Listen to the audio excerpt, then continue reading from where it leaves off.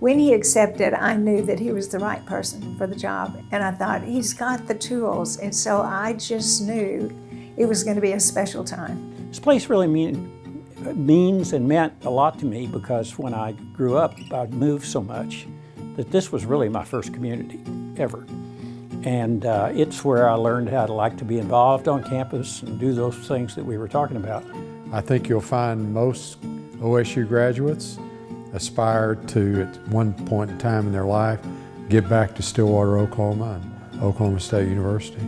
And that is exactly what Burns Hargis did when he was named president of Oklahoma State in 2008. When he returned to Stillwater, he knew the first impressions needed to improve. But I think the beauty of this campus is really important when it comes to just bringing in faculty and students and the like. Sometimes a student can make up their mind within the first 15 minutes of stepping foot on campus, and sometimes never even getting out of the car, just by driving around before they even meet a person. It's a first impression to our campus, and I think it speaks for itself now. When we got here, we didn't have a sprinkler system.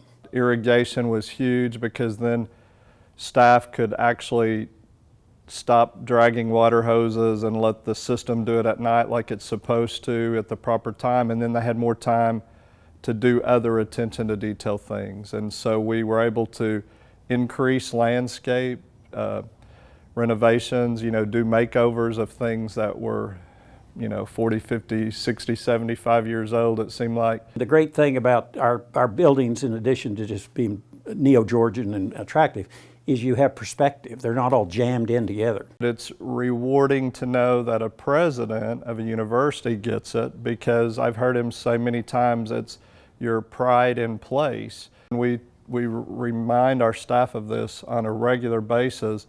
First impressions make campus appealing to new students, but academics make campus appealing to all students. I think probably his biggest contribution is in helping us all become better. So you look at scholarships, chairs and professorships, all those things help you get better students, attract and retain better faculty. I really think that fundraising piece was probably the most pivotal thing that he helped us do.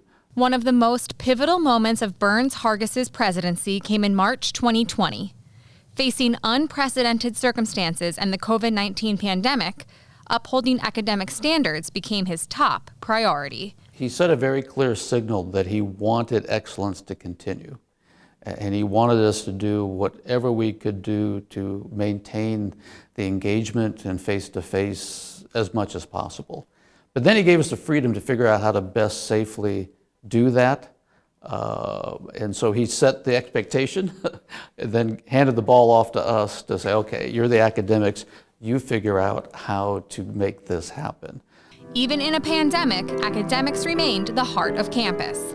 But the arts have always been Burns Hargis's passion. Well, from the very onset, he had a vision, and it appears that it was very clear that he set the bar high to raise the profile of the arts at Oklahoma State University. There was no art museum before President and Mrs. Hargis came on campus and started their efforts to raise the profile. And what does that mean?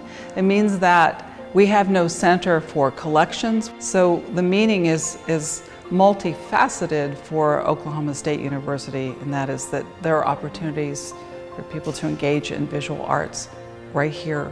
There's so many memories, but one that I'll never ever forget was the opening of the McKnight Center with New York Philharmonic. That was a glorious evening, and October 11th, 2019. I'll never forget that. There's no doubt that art, music, all of that is very important to him personally.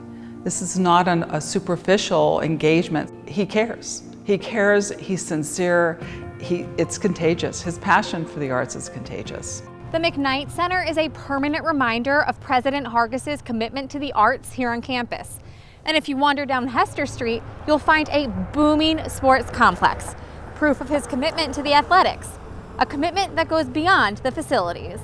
He's been very proactive to get on some of the national committees within the NCAA and within the leadership of college athletics in general. And I think that has helped raise the profile of our university relative to the other powers that be in collegiate athletics. Well, I don't think there's been a sport that probably hasn't seen some impact of improvement since he's been the president here. I was here and left and came back, and it's stark, you know, when you drop back down into the middle of it and see how different it all is from, you know, in that time that you were gone. There is no question Burns-Hargis' impact can be felt in all corners of campus. A legacy that will not be forgotten. So many things have grown. New buildings, new donor support, athletics have grown, the arts have grown, and campus beautification has grown. So collectively as a team, man, it has been life-changing just from what I've seen, but also the way people experience it. And I think that's what the legacy will be, is that he has greatly enhanced the pride that people have for being at OSU, alumni, students, etc. And that is a tremendous legacy to carry forward. I would say he's a visionary, and I think the fact that he can bring people together to understand the value of their being involved, and he unites everybody and also makes everybody feel like we can do this. I hope his legacy is one that continues to have great visions of how great this university is and still can be. For State Magazine, I'm Megan Robinson.